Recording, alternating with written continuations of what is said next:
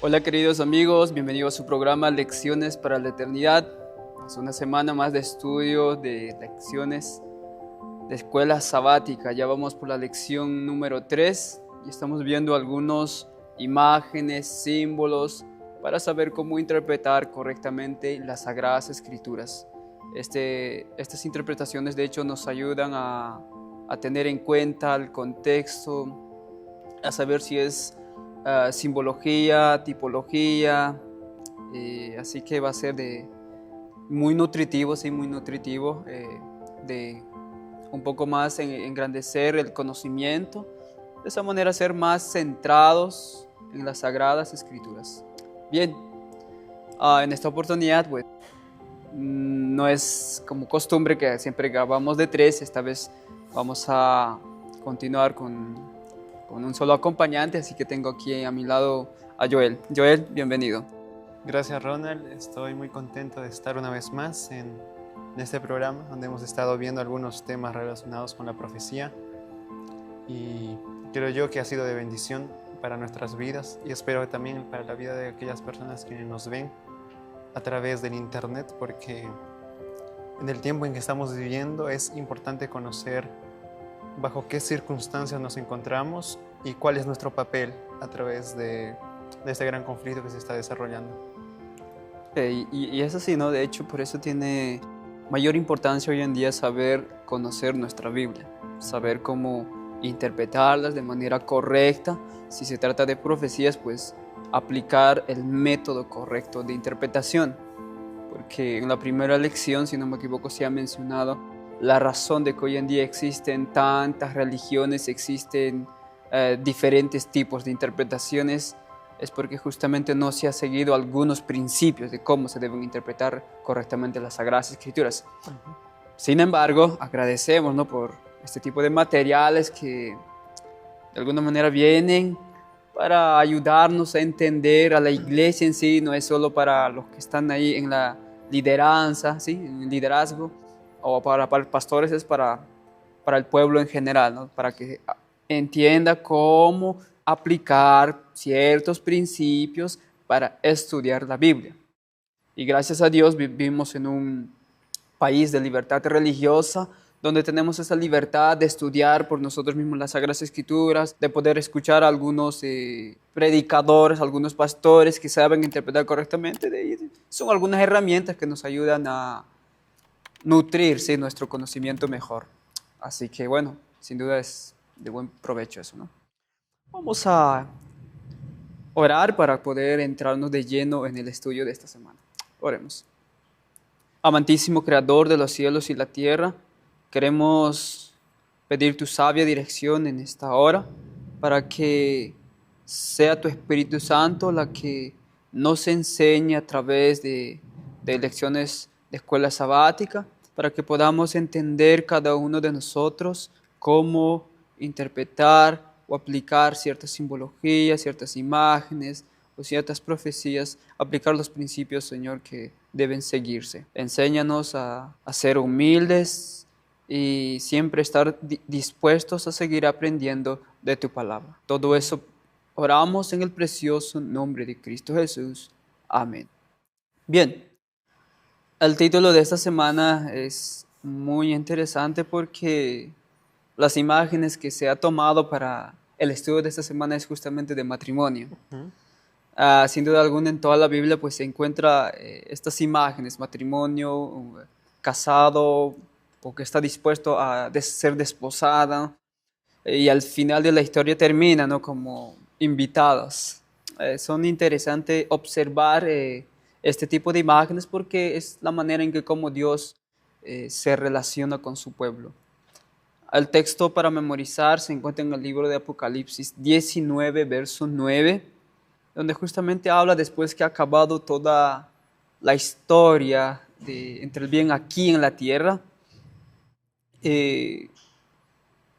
La escena se describe así, ¿no? Después que acaba, ¿sí?, después de la segunda venida. Después de ahí continúa la historia, dice, y el ángel me dijo, escribe, bienaventurados los que son llamados a la cena de las bodas del Cordero.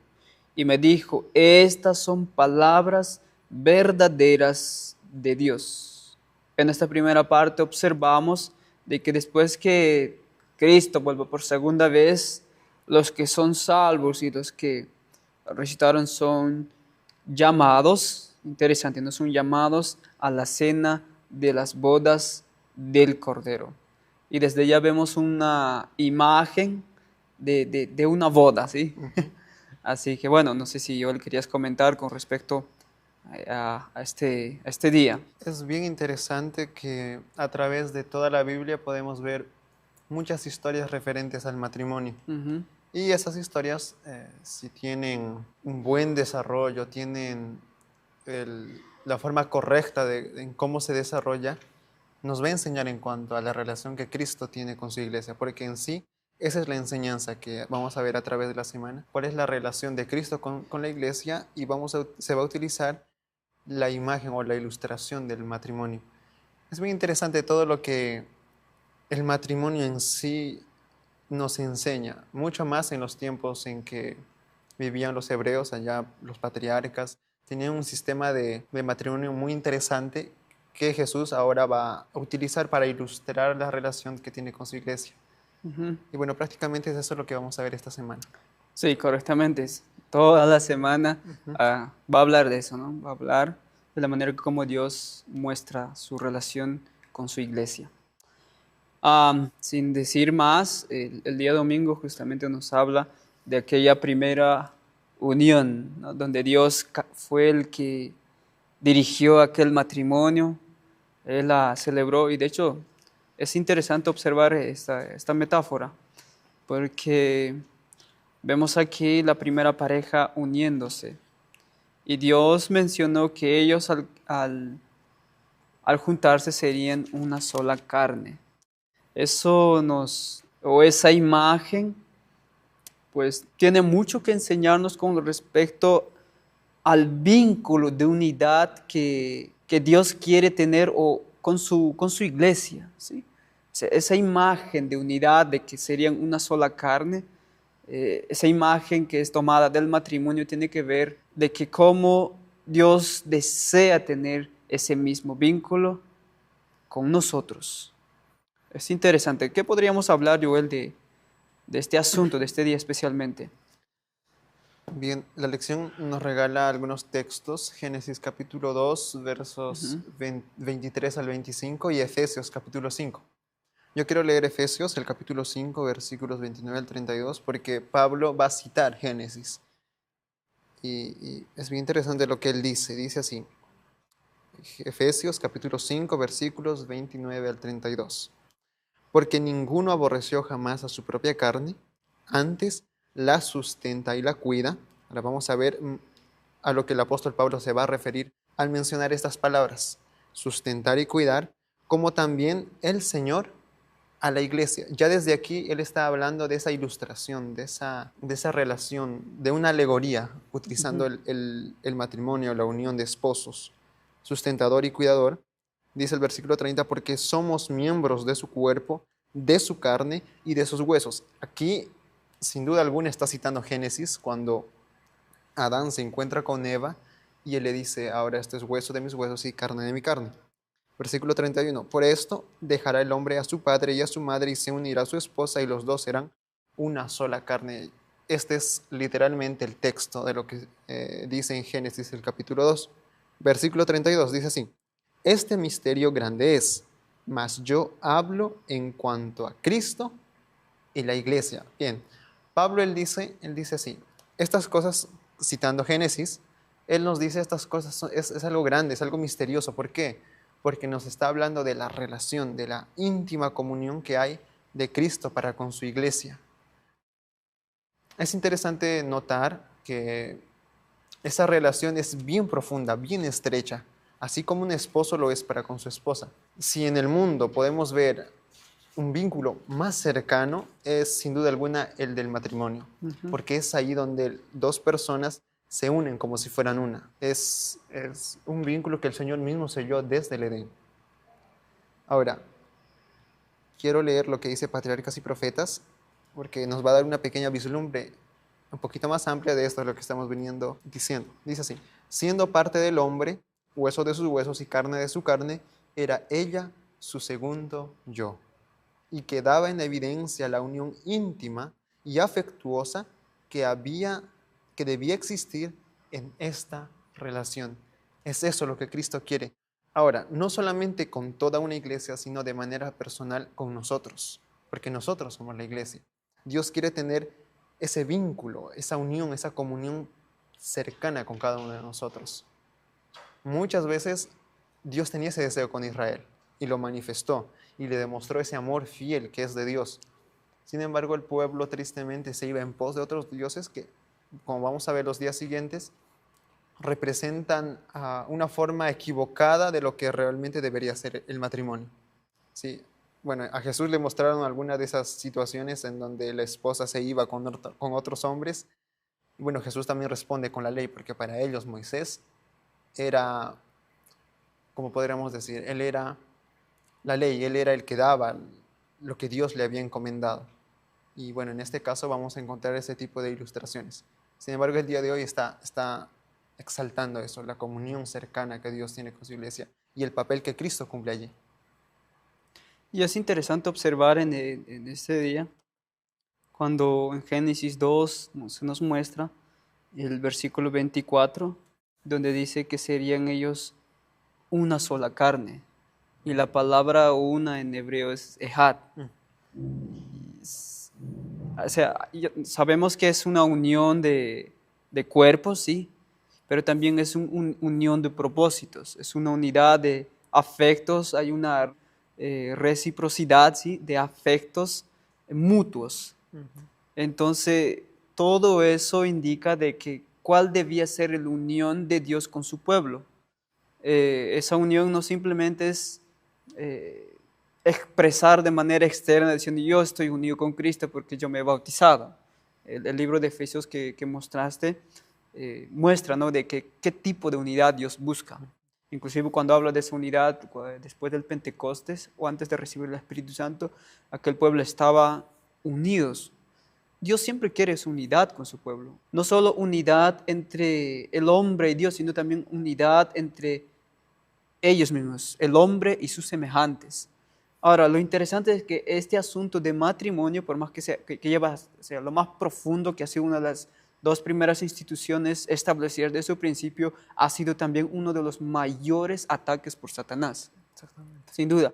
Y es por eso que en Mateo 19:7, los fariseos preguntan a Jesús, cuando justamente ellos lo consideraban a Moisés como la autoridad, ¿no?, de que él había porque él trajo aquella ley, y preguntaron a Jesús por qué Moisés mandó dar carta de divorcio y despedirle a la esposa repudiada de su marido. Ellos hicieron esa pregunta a Jesús, y lo que me llamó la atención es que la respuesta de Jesús es increíble, porque Jesús sencillamente dice versículos después, fue justamente Moisés permitió, o sea, no, así no era en el principio.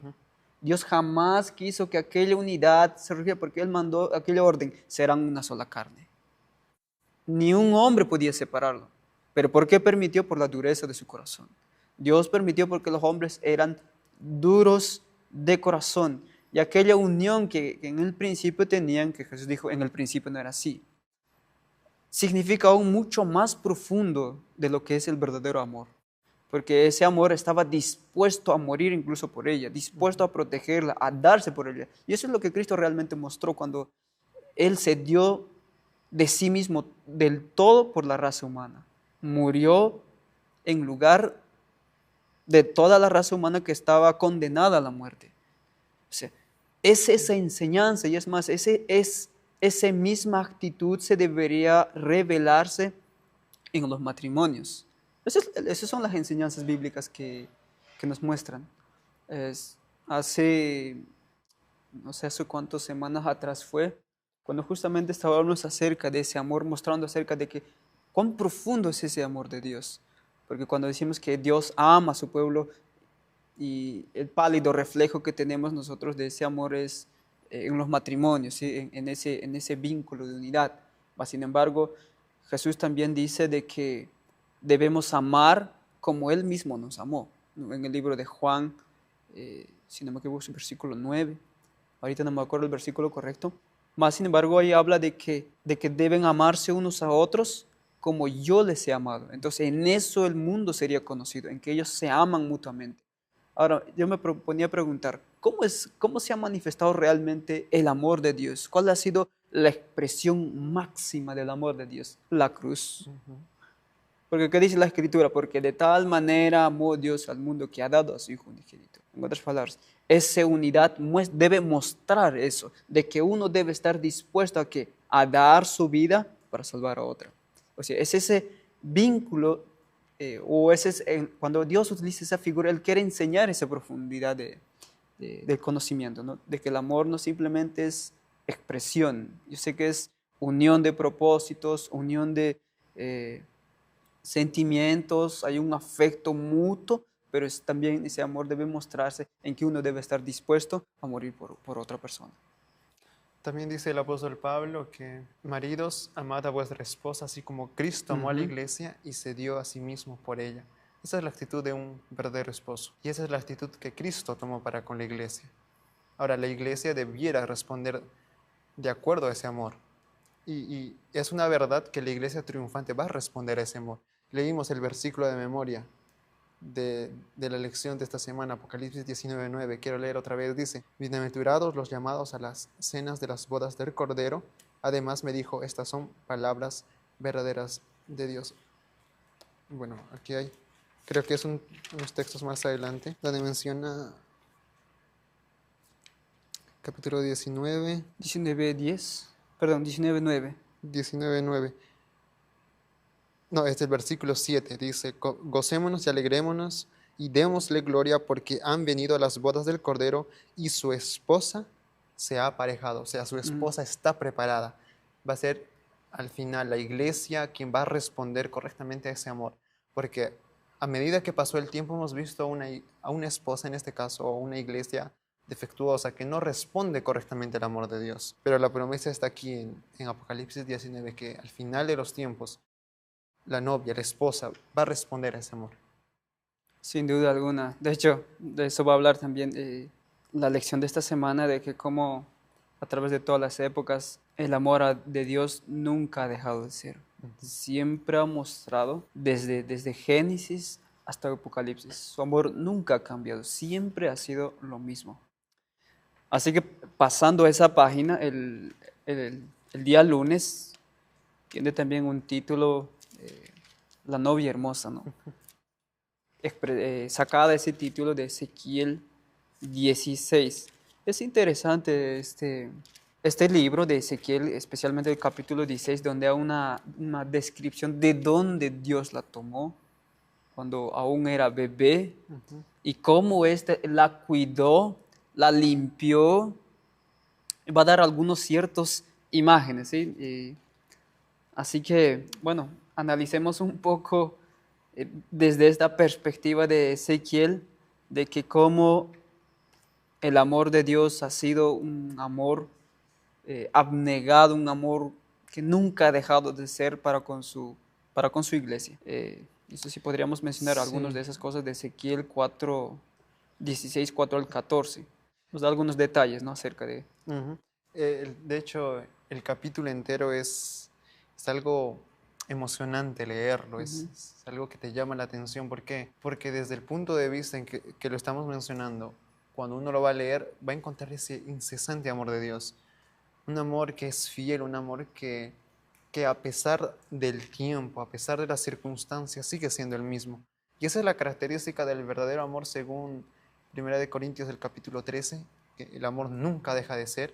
Y para que nunca deja de ser, el amor no tiene una razón de existir, simplemente es. Porque si abrió una razón, esa razón desaparece y el amor deja de ser. Sin embargo, a través de este capítulo podemos encontrar una imagen asombrosa, una expresión maravillosa de lo que es ese amor. Por ejemplo, el versículo 4 menciona en cuanto a tu nacimiento, hablando más o menos en el simbolismo de que cómo fue encontrada esa, bueno, es una bebé en este caso, cómo lo encuentra. Y el versículo 6 dice, yo pasé junto a ti y te vi sucia en tus sangres, porque versículos antes dice que no había sido cortado ni su ombligo y estaba dejada por ahí En el campo, ¿no? en el campo. Versículo 6 continúa diciendo, y cuando estabas en tu propia sangre, te dije, vive. Sí, cuando estabas en tu sangre, te dije, vive. Lo maravilloso aquí es que Dios no tomó a lo mejor que había del mundo, por ejemplo, en cuanto a la elección de Israel, Él no tomó a lo mejor que había y lo tomó para sí, sino Él lo encontró, como dice en el libro de Deuteronomio, al más pequeño de los pueblos, y lo trajo ahí como algo indefenso, como algo que no podía ni siquiera cuidarse a sí mismo, pero Dios lo trajo con un propósito y Dios lo amó. Y a través de este pequeño relato nosotros podemos ver eso mismo, el incesante amor de Dios. Ahora, una de las características de este amor es que el amor no es dado por causa del objeto. O sea, el objeto es tan hermoso que el amor de Dios se crea por ese objeto, no. Lo interesante de este amor es que ese amor crea valor en el objeto. O sea cual sea el objeto del amor de Dios, ya Dios lo amaba antes de que eso tal vez respondiera a lo que Dios quisiera. En pocas palabras, Dios nos ama tal y como somos. Pero ahora, como vamos a ver a través del capítulo 16, de que ese mismo amor te llena de cosas necesarias para que tú seas más, bueno, en este sentido, para que te veas más hermoso, hablando del carácter. Porque Dios viene a esta mujer hasta cierta edad, ya está grande, y lo empieza a adornar, le da algunos adornos, y ella dice la Biblia que se vuelve muy hermosa, muy hermosa. Y esa es la representación de la iglesia de Dios, una iglesia pura, una iglesia que a la vista de todo el mundo es deseable, es agradable. ¿Por qué? Porque refleja la imagen de su Creador, refleja la imagen de aquel que está con él. Y esas cosas que tienen, que lo hacen hermosas, dice también la Biblia, a ver si encuentra el texto aquí, 16:14 de Ezequiel, y salió tu renombre entre las naciones a causa de tu hermosura, porque a causa de tu hermosura que yo puse sobre ti, dice Jehová el Señor. Entonces, la hermosura que había en esta dama, en esta mujer, fue por causa del Señor.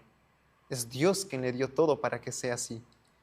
Ahora, lo triste es que a pesar de eso, esta mujer se va en pos de otros hombres.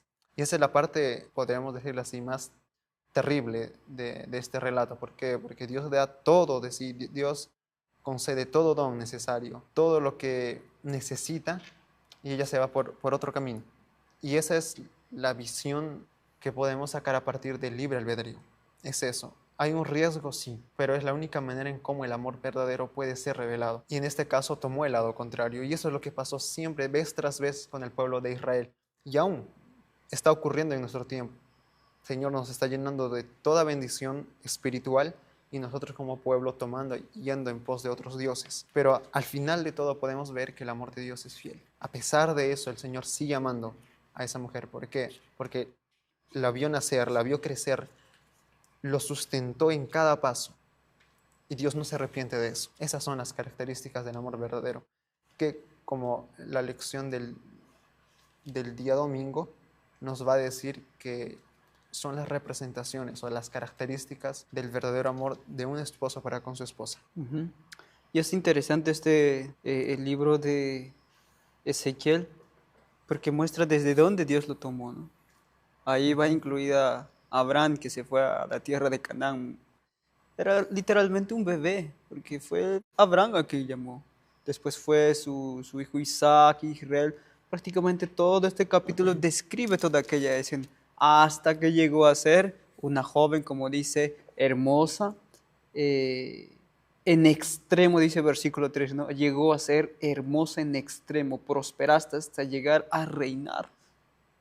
Y salió, dice, tu renombre entre naciones a causa de tu hermosura, porque era perfecta a causa de mi hermosura que yo puse sobre ti. Es interesante, Dios nos dice que tú te hiciste y yo puse esa hermosura en ti. Y dice Jehová el Señor, pero confiaste en tu hermosura y te prostituiste. La razón por la que prostituiste, ¿sabes? Mientras leía estos versículos me hizo recordar la misma historia de Lucifer. La misma historia, porque de Lucifer, ¿quién fue el creador? Fue Dios. Dios le colocó desde el día de su creación todas las piedras preciosas y Ezequiel dice que perfecto eras en tus caminos. Ezequiel 28, ¿no? Perfecto eras en todos tus caminos hasta que se halló en ti maldad. Estuviste vestido de toda piedra preciosa. Hizo lo mismo con el pueblo de Israel. No hubo mucha diferencia, era lo mismo. ¿Y cuándo fue esa época donde su hermosura fue en extremo? Sin duda en tiempos de Salomón, donde en Primera de Reyes capítulo 10, ¿sí? Donde la sabiduría de Salomón es conocida por todo el mundo y aún la reina Sabá, una reina de un pueblo pagano, viene a visitar a Salomón, a conocer de dónde provenía esa sabiduría. Mas, sin embargo, como dice, por confiar en su sabiduría, o como dice aquí, en su hermosura, comenzó a prostituirse. Comenzó a tener autoconfianza. Comenzó a dependerse de sí mismo y no depender continuamente de Dios, porque ese hombre estaba lleno de sabiduría, lleno del Espíritu Santo. Y la historia fue otra. Dios mismo lo hizo hermosa, le dio su pacto, le hizo juramento. Wow, yo digo, qué increíble. Qué increíble. Aún así, este pueblo confió en su propia hermosura, confió en su propia sabiduría y comenzó a prostituirse. Es una realidad que a través de los años se ha repetido vez tras vez. Y es algo interesante. Yo me ponía a reflexionar un poco en las últimas preguntas que la lección ofrece, ¿no? ¿Cómo son los peligros de confiar en nuestra propia hermosura? Los peligros de confiar. ¿Sabes? Cuando uno empieza a confiar en el propio conocimiento, en su propio saber, se vuelve fariseo de los fariseos, sin que se dé cuenta. ¿Cómo podríamos pensar que hay algo en nosotros que nos convierte en meritorios ante Dios o nos hace merecedores de su amor? Queridos amigos, no hay nada bueno en nosotros. No merecemos nada, porque yo sé que hay muchos que se jactan porque tienen la doctrina verdadera, porque es el pueblo remanente de la iglesia, pero eso no es por mérito nuestro. Absolutamente no. Todo es de Dios. Dios ha dado su pacto, Dios ha dado todas sus verdades. Dios ha escogido al pueblo y Dios nos ha hecho depositarios de su ley. De manera que nada es nuestro, nosotros simplemente somos un instrumento que pueden ser usados en las manos de Dios. ¿Cómo podemos resguardarnos del orgullo espiritual? El mayor problema del adventismo y que muchas veces no se da cuenta es el orgullo espiritual. Eso es la razón de la condición de la Odisea. O sea, ese es confiar en esa hermosura. Cuando confía en su hermosura, comienza ¿qué? A prostituirse. La historia nos la ha enseñado de antemano qué ocurrió con aquel pueblo que Dios la hizo hermosa. Sin embargo, aquellos mismos pasos se ha seguido hasta hoy. La pregunta es, ¿por qué? ¿Hasta cuándo va a seguir ese ciclo? ¿En qué o cómo se podría cambiar ese asunto? Esperemos responder en los días siguientes esas preguntas que hice. Porque no podemos continuar. Parecía que hay un ciclo de un crecimiento espiritual y de pronto, después de que está en la cima, empieza el descenso. Otra vez con la era apostólica, Dios se sube encima al siglo y otra vez. Después de 1844 el crecimiento empieza y otra vez. No puede continuar ese ciclo. Así que esperemos responder esa pregunta en el estudio de esta semana. No sé si querías comentar algo más, Joel. Sí, antes de pasar al próximo día, al considerar la pregunta que hiciste, ¿cómo podríamos pensar que hay algo en nosotros que nos convierte en meritorios ante Dios y nos hace merecedores de su amor? Yo estaba buscando una cita, no la encontré, pero voy a parafrasearla. Y es que la Señora del Señor hace la pregunta, ¿que Dios nos ama más? ¿Dios ama más a aquel que le obedece o aquel que está perdido en sus pecados? Y ella responde con ese versículo en Efesios, el capítulo 2, versículo 5. Aún estando muertos en delitos y pecados, nos dio vida juntamente con Cristo. Es que esa es la razón, o esa es nuestra condición delante de Dios. Muertos en delitos y pecados. que se jacta de la obediencia, bueno, no digo que todos lo hacen, pero aquellos que lo hacen, dense cuenta que su condición es esa misma, muertos en delitos y pecados. Y aquel que está envuelto en pecados y no tiene el deseo de cambiar, esa es también nuestra condición. Y de aquel que tal vez está obedeciendo de acuerdo a lo que Dios dice, que está cediendo a su voluntad, tomando la palabra para sí, recuerda cuál era su condición. Entonces, delante de Dios, el ser humano es visto de igual, dicen Romanos, para que todos sean de igual, para que la gracia de Dios alcance a todos por igual también. Me pareció muy apropiado que la lección haya colocado el capítulo 16 de Ezequiel, porque después de ver, como decía el versículo 58, has llevado sobre ti la lascivia y tus abominaciones, Dios le hace un pacto eterno. La respuesta de Dios a la rebelión o al pecado del pueblo es actuar con fidelidad. Esa es la respuesta de Dios. Vamos a ver en 2 de Timoteo también que cuando nosotros somos infieles, Dios es fiel, porque Dios no puede negarse a sí mismo. Y Dios le entrega el pacto ¿para qué? Para que Él se recuerde y al recordar de sus pecados se avergüence. Y una vez que se avergüence, sea llevado al arrepentimiento. El versículo 63 dice, para que te acuerdes y te avergüences y nunca más abras tu boca a causa de tu vergüenza cuando yo hiciere expiación por todo lo que has hecho, dice Jehová. Y al final tiene como propósito borrar eso y transformar a su iglesia. Ese es el propósito del Señor. Yo creo que era hora de responder también, porque yo creo de que la razón por la que ese ciclo se ha repetido de manera continua, como que ha habido una experiencia de altibajos. Y yo sé que muchos quizás consideran que es así la experiencia cristiana. O sea, la razón por la que ha habido esta experiencia es justamente porque hemos invalidado su pacto. Tal igual como hizo el pueblo Israel cuando Dios mandó diciendo que si oyes atentamente mi voz y guardas mi pacto, el pueblo se apresuró en contestar, decir, tranquilo Dios, no se preocupe, lo vamos a guardar. Se sintieron la capacidad de guardar, se sintieron en la confianza de guardar, o sea, en esa seguridad de que sí lo podían guardar lo que Dios estaba pidiendo. Mas Dios nunca quiso eso. Yo sé que hoy en día este asunto de los pactos no es bien comprendido bíblicamente, no es bien comprendido. Y lamentablemente la mala comprensión de los pactos ha sido la razón por tener una experiencia de altibajos en toda la historia del ser humano. Para el ser humano ha sido difícil aprender este asunto de cómo aceptar, recibir como lo hizo Abraham. Creyó en lo que Dios habló y esa fe de él fue contada por justicia. Aprender eso ha sido difícil para el ser humano. Mas Dios dice de que voy a establecer un pacto sempiterno. Como Ezequiel 31 mismo habla de que voy a hacer un nuevo pacto. No como hice con sus padres, porque ellos invalidaron mi ley.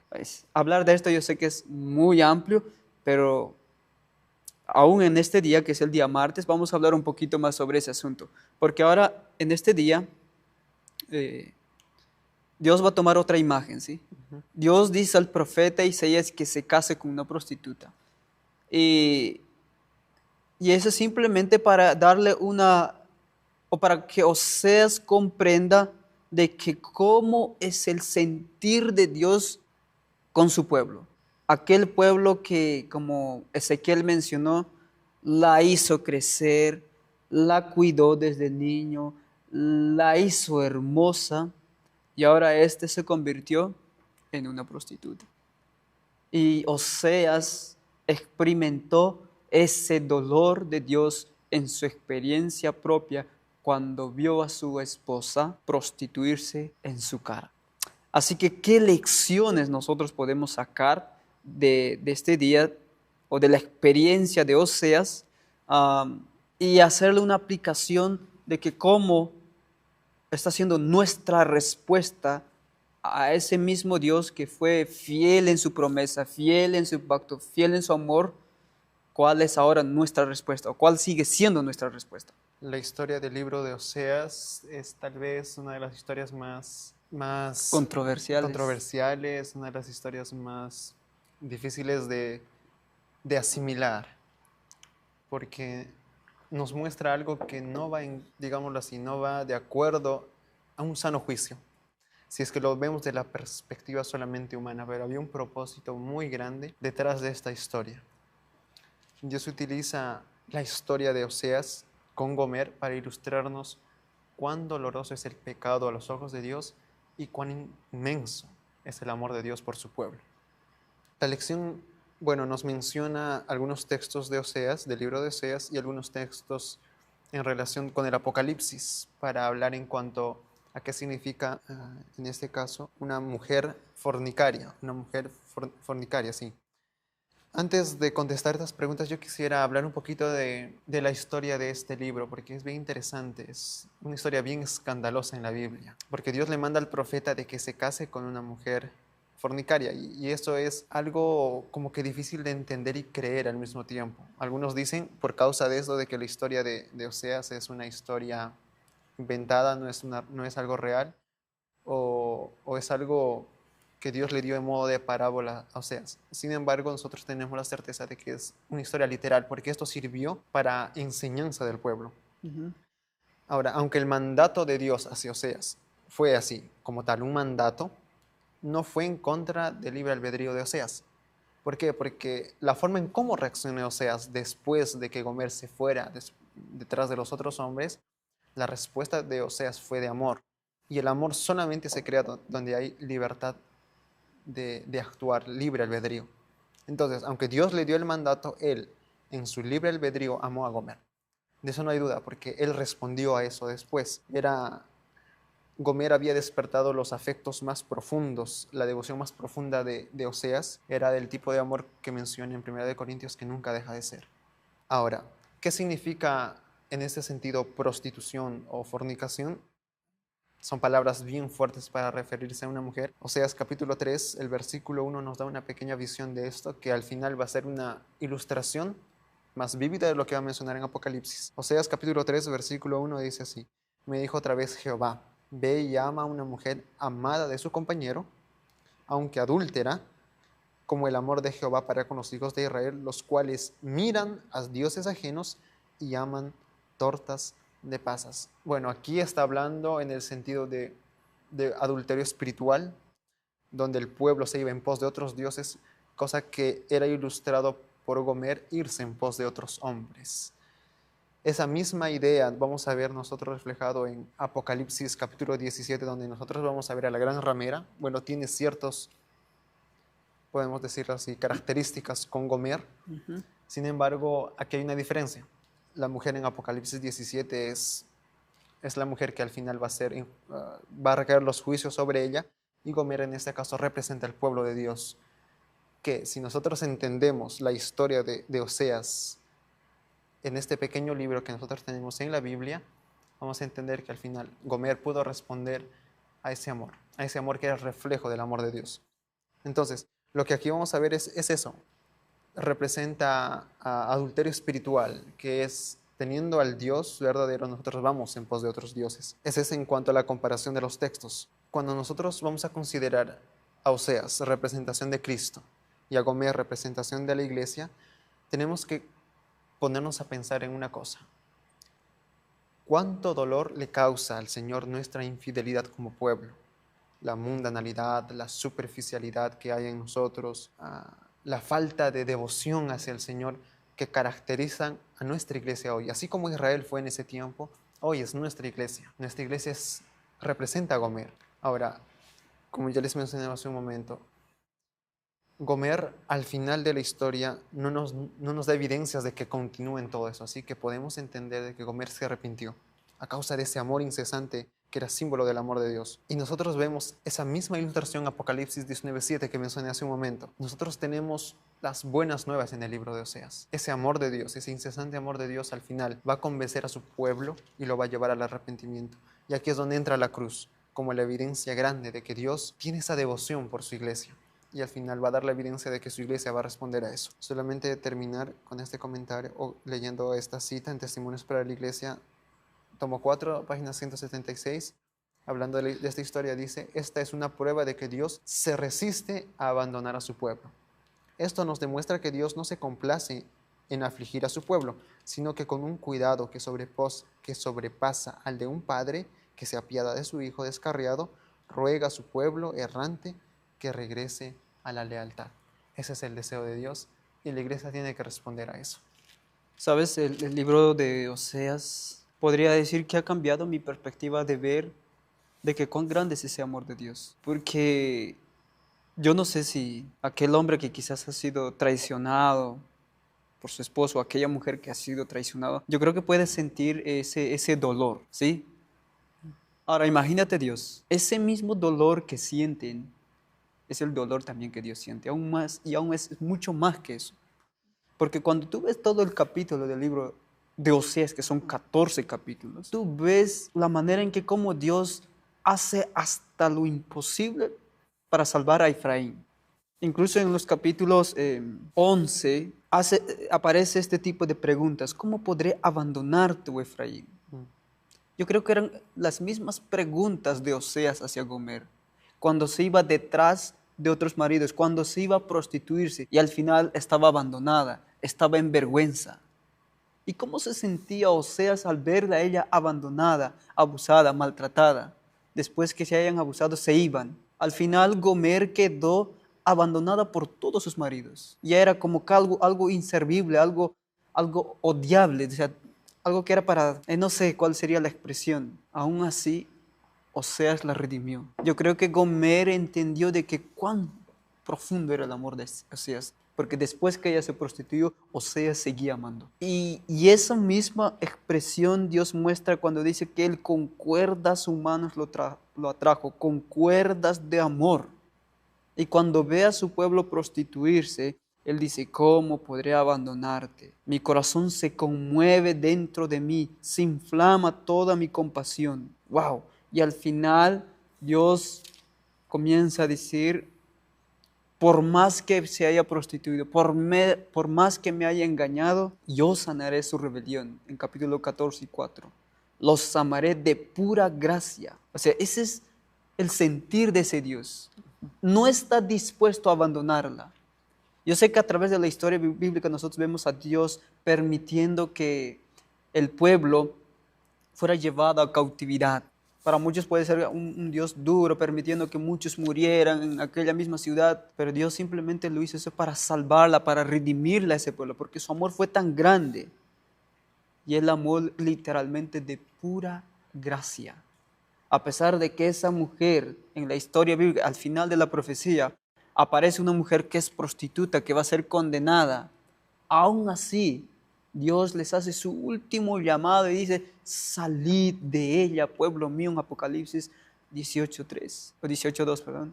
Salid de ella, pueblo mío.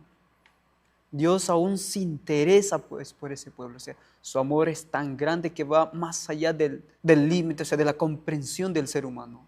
Es mucho más profunda que el amor humano. Cuando el ser humano es traicionado, deja y odia por siempre a esa mujer.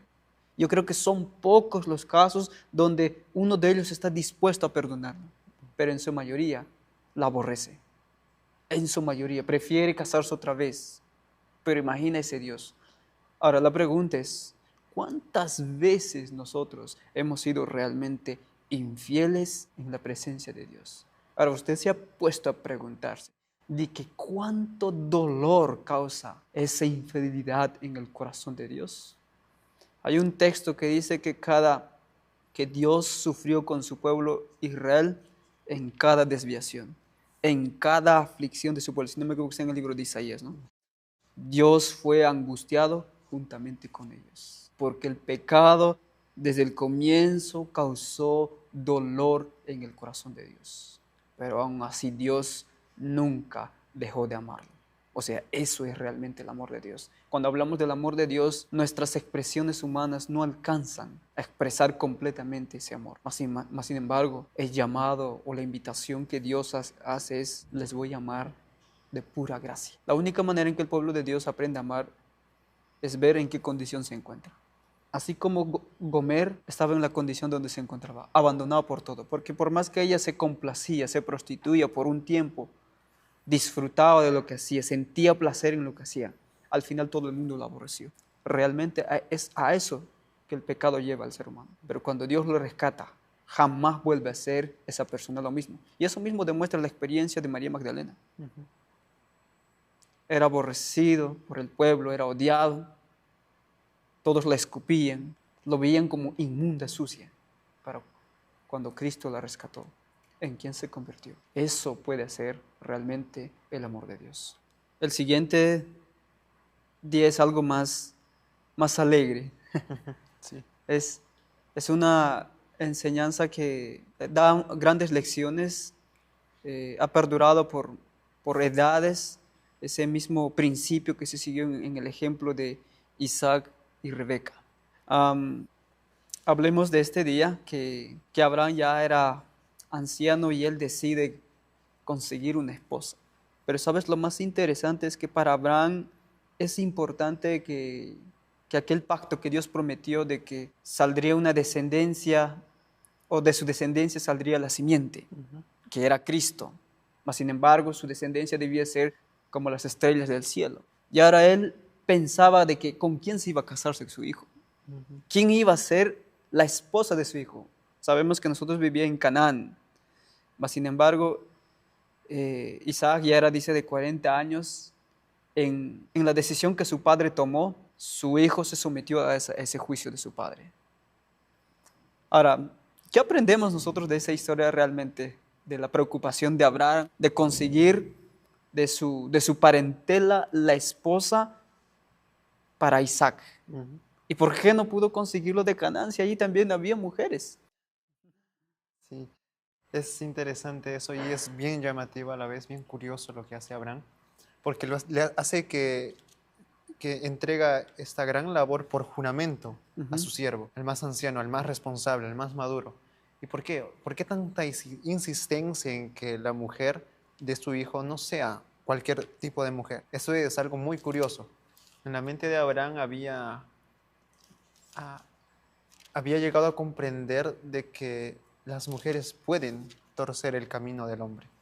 Y como tú bien dijiste, Ronald, Abraham entendía de que a través de Isaac iba a venir la simiente. Entonces, él entendía de que era una gran responsabilidad la descendencia, la heredad que había en Isaac y posteriormente para la descendencia de él. Entonces, Abraham tenía bien claro una cosa que después va a ser más explicada en la historia del pueblo de Israel, que es el yugo desigual con los incrédulos. Él tenía bien en claro eso. Abraham, él deseaba seleccionar para Isaac una esposa que no lo apartase de Dios. Él entendía la gran responsabilidad que había en que Isaac heredara también las promesas del pacto. Y por esa razón él envía hacia Canaán a su parentela. Ahora, la lección también hace la pregunta, ¿pero por qué necesariamente a su parentela? ¿Qué representa esto? Y yo considero también la respuesta de la lección acertada porque en cierta manera esto va a ilustrar que nosotros, la humanidad, tiene cierto parentesco con nuestro Redentor. ¿Cuál es el parentesco? Él es nuestro Creador. Tenemos algo que ya nos une a Dios, que es la creación, y ahora con un lazo igualmente de poderoso, Él nos une nuevamente a Él por medio de la redención. Ahora yo quisiera solamente responder la última pregunta que hace la lección, esas preguntas para reflexionar. Dice, ¿qué decisiones podemos y debemos tomar cada día para fortalecer nuestro amor hacia Dios? Ahora, a medida de lo que estamos hablando hasta ahora, a raíz de lo que hemos ya visto, hemos visto el amor incesante de Dios. La respuesta del hombre, esa respuesta de gratitud y de amor que vemos en los personajes bíblicos frente al amor infinito de Dios se llama fe. Mi respuesta al amor de Dios se llama fe y es una respuesta de amor también. Así que simplemente invitar a que cada uno de nosotros vivamos esa vida de gratitud constante a nuestro Dios, a ese Dios que es bueno, a ese Dios que es amor, a ese Dios que es fiel. Esa es la forma en cómo nosotros vamos a tomar decisiones en favor de la verdad, cuando nuestras decisiones van a estar llenas de gratitud a Dios.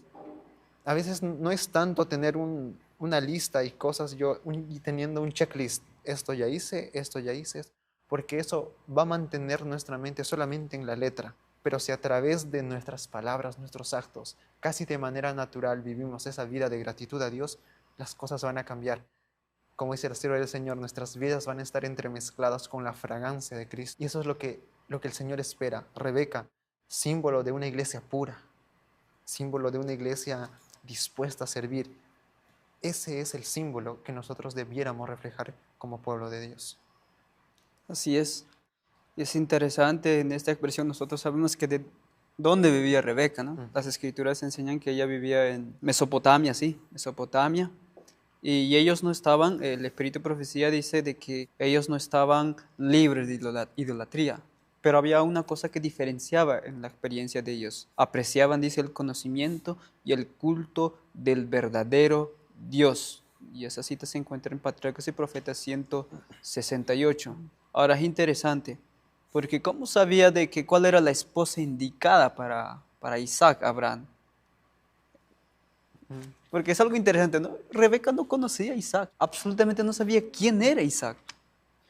Y es más, cuando Abraham dijo a su siervo Eliezer es que Dios le iba a dirigir, iba a bendecir lo que él iba a hacer.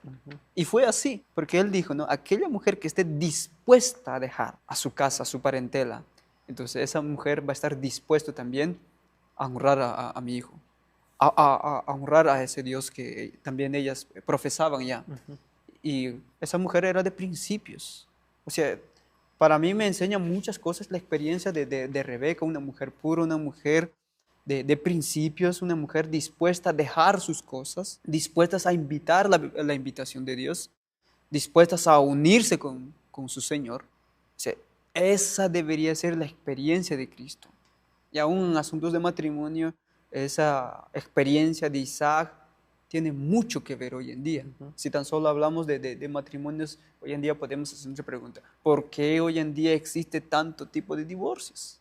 ¿Qué dijo la Escritura? No os unáis en yugo desigual, ¿no? 2 Corintios capítulo, si no me equivoco, es capítulo 6, ¿sí? 6:14, no os unáis en yugo desigual. Y es lo que Abraham buscó para Isaac, que no se uniera con cananeas, sino que trajera a alguien de su misma parentela.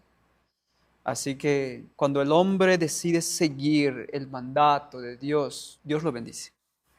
Dios le bendice porque de la descendencia de Isaac vino Jacob y de la descendencia de Jacob pues vinieron los reyes hasta que viniera también Mesías. O sea, cuando el hombre sigue los consejos sencillos de Dios y hace la diferencia del bien y el mal, de lo santo y lo profano, Dios bendice. Dios bendice y Dios quiere también que se sigan sus consejos. La Escritura siempre dice, si oyeres atentamente mi voz.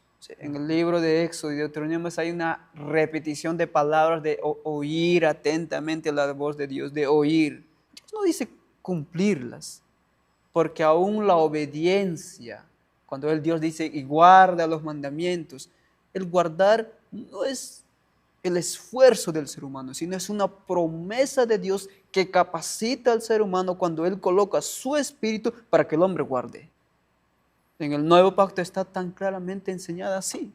No es el esfuerzo humano, es Dios que hace una promesa de que Él va a guardar. Pero va a guardar cuando Él va a colocar su Espíritu Santo. Porque la razón de que ha durado tanto tiempo del pueblo de fracasar y fracasar es que ellos intentaron guardar por sus propias fuerzas. Y tuvieron altos y bajos. Y piensan muchos que esa es la experiencia cristiana. La Biblia no enseña eso. No enseña eso la Biblia. La Biblia enseña de que como Abraham, o sea, la única manera de que el hombre es justificado hoy es así como Abraham aceptó aquellas palabras de Dios, aquellas promesas de Dios, cuando él aceptó y creyó, entonces él fue contado o él fue justificado. La Biblia enseña eso. Y Dios promete hoy en día hacer lo mismo que hizo con Abraham. Haré un pacto sempiterno. En Ezequiel 16 encontramos eso, ¿no? Bien, no me voy a extender más porque no estamos hablando hoy de los pactos. Así que es interesante aprender de esta historia. Ahora el día jueves nos habla de la ramera que es juzgada, menciona en Apocalipsis 19, 1 al 9. Al final de la historia solo quedan dos tipos de mujeres. Ujú. ¿Sí? Dos tipos de mujeres. Una que es ramera y otra que es, así como Rebeca, pura. Bien, ¿qué lecciones podemos sacar de estas dos historias? Porque se celebran dos cosas, ¿sí? Ujú. La lección nos ofrece eso. Hay dos cosas que acontecen. Unas que van a las bodas del Cordero y otra que recibe los juicios de Dios. La lección en Apocalipsis capítulo 19, versículos del 1 al 9 nos muestra y trae esto delante de nosotros para hacernos la pregunta: ¿cómo es posible que estos dos acontecimientos sucedan de manera simultánea? Ujú. Y si nosotros leemos la primera parte de los textos que nos da la lección, nos muestran justamente lo que dijiste, los juicios a la ramera, y los últimos versículos nos hablan del galardón que es ofrecido al pueblo de Dios que salió victorioso. O sea, ¿cómo es posible que esto suceda al mismo tiempo? Pongámoslo así como los juicios de Dios sobre los pecadores es justo y misericordioso, al mismo tiempo lo es también la recompensa que Dios da hacia los justos, los que vencieron por la sangre de Cristo. Ahora, ¿por qué es justo y misericordioso lo que Dios hace para con la ramera? Saben, la humanidad, y ese es un comentario que también hace la lección, es más o menos así lo que ella dice, que la humanidad llegó a un punto tan lejos de tal manera que su condición se tornó irremediable. ¿Por qué? Porque cuando Dios va a destruir el pecado para terminar el conflicto de los siglos, Dios tristemente, porque según el libro de Isaías dice que es una obra extraña, porque Dios va a tener que destruir juntamente a los pecadores que aún se aferran al pecado. Entonces, Dios va a ser justo al hacer eso, porque el pecado tiene que ser exterminado ya, y esas personas quienes se aferran al pecado tienen que ser destruidos con él, y misericordiosos porque Dios no quiere que se prolongue el sufrimiento por causa del pecado que aún está ahí. Dios es justo y misericordioso al destruirlos, y es justo y misericordioso al entregar el galardón a los justos que vencieron por la sangre de Cristo. La lección también nos habla de Apocalipsis capítulo 21, versículos del 1 al 4, donde el apóstol Juan ve cielos nuevos y tierra nueva y ve las maravillas del cielo. Y la pregunta es aquí: ¿qué significa aquí la imagen del matrimonio y por qué está llena de esperanza y promesa? Bueno, la respuesta lo hemos venido haciendo a través del estudio de esta lección, porque nos muestra ese vínculo que hay entre Cristo y su iglesia, y que al final eso va a ser de una manera maravillosa expresada allá en el cielo. Van a ser las bodas del Cordero, donde va a ser la expresión y el gozo de que esa unión es realmente hecha una vez y para siempre. Esa unión nunca más se va a romper, porque Dios será su Dios y nosotros seremos su pueblo. Esa es la imagen que nos muestra. Dice la Sierra del Señor en Testimonios para la Iglesia, el tomo 7, página 48, que la lección nos da. El matrimonio, unión para toda la vida, es símbolo de la unión de Cristo con su iglesia. El espíritu que Cristo manifiesta hacia su iglesia es el mismo espíritu que debe reinar entre los esposos. Esa es la actitud. Como bien decías al inicio, Dios nos manda que nos amemos así como Él nos ama. Amaos los unos a los otros. Y ese mismo amor es reflejado en la relación de familia y en la relación de esposos. Ahora, solo quiero terminar el comentario leyendo 1 de Pedro 1, 18 y 19 y respondiendo a la pregunta que dice ahí. Dice así, 1 de Pedro, capítulo 1, versículos 18 y 19. Sabiendo que fuisteis rescatados de vuestra vana manera de vivir, la cual recibisteis de vuestros padres, no con cosas corruptibles como oro o plata, sino con la sangre preciosa de Cristo, como de un cordero sin contaminación. Amén. Saben, Dios se dio por un mundo que no le amaba. ¿Para qué? Para que por medio de esta manifestación de amor nosotros respondiéramos y seamos llevados al arrepentimiento por los pecados que llevaron a Cristo a la muerte. Al final de todo, es la sangre de Cristo quien va a purificar la iglesia. Es la sangre de Cristo quien va a presentar a la iglesia como una mujer preparada, sin mancha, sin arruga, vestida de lino fino, limpio y resplandeciente. Es el amor incondicional de Jesús, o sea, de Oseas, como en la historia que hemos visto, que va a transformar la vida del corazón de la infiel Gomer. Es eso, es el amor de Cristo lo que va a transformar nuestras vidas. Y eso debe manifestarse en su pueblo en estos días tan agitados en que estamos viviendo. Y eso es lo que realmente se va a ver, ¿no? Dios, a través de todas las edades, Él nunca ha usado la fuerza. Su gobierno siempre ha sido amor y la manera de regir al mundo entero ha sido amor. Por más que haya dado leyes, sencillamente han sido una expresión del carácter de amor de Dios para regir este mundo. Ahora, lo interesante es que hay una, sin duda se ve en la Biblia que hay una tolerancia divina con el pecado. Hay una tolerancia. Solo que esa tolerancia tiene un límite. Cuando llegue el límite, solo va a haber dos tipos de resultados. La mujer que ha sido emblanquecido por la sangre del Cordero y la que se ha prostituido y se ha convertido en ramera. Ahora, pareciera en el raciocinio humano de que es algo injusto quizás de parte de Dios de destruirlo, porque van a ser destruidos una multitud también, no van a ser unos cuantos. Pero yo quiero leer este último párrafo del libro Deseado de todas las gentes, página 40, donde da una descripción de aquel día del juicio final. Mira lo que dice. En el día del juicio final, cada alma perdida comprenderá la naturaleza de su propio rechazamiento de la verdad. Dios no va a ser arbitrario para destruir. En el día del juicio final van a ver su propio rechazamiento de la verdad.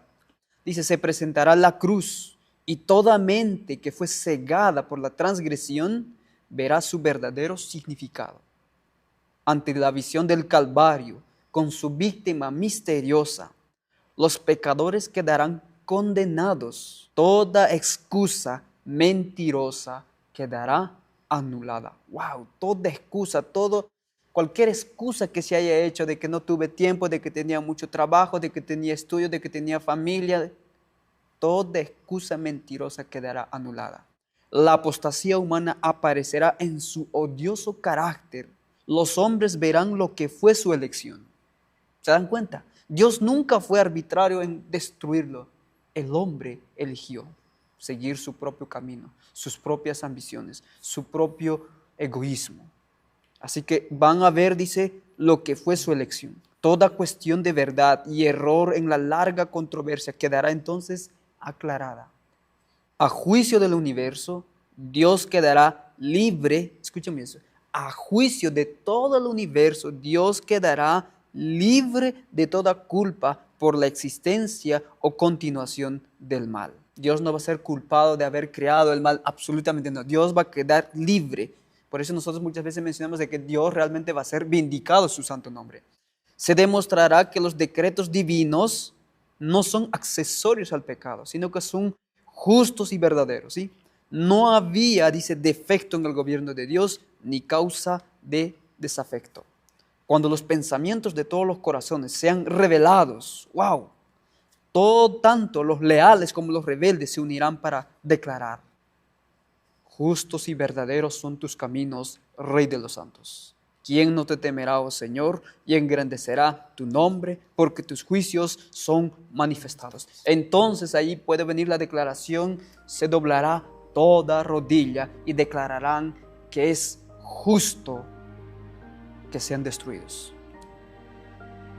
Al final, este pueblo que ha rechazado por tanto tiempo, que se ha convertido en prostituta, al final ellos mismos van a clavar su propia destrucción, porque van a ver que realmente la única manera de que Dios pueda solucionar es misericordiosamente dándole su destrucción, porque para ellos sería una tortura si Dios permitiese aún su existencia. Todo se va a revelarse, nadie va a quedar en ignorancia. Así que la elección depende de nosotros. Nosotros elegimos a quién queremos servir. Que el Señor la pueda bendecir en el estudio de esta semana. Y no se olvide de ayudarnos también a compartir. Ya sé, si desea preguntarnos también, estamos siempre con esa disposición de responder. Que el Señor le guarde. IAG, juntos avanzaremos.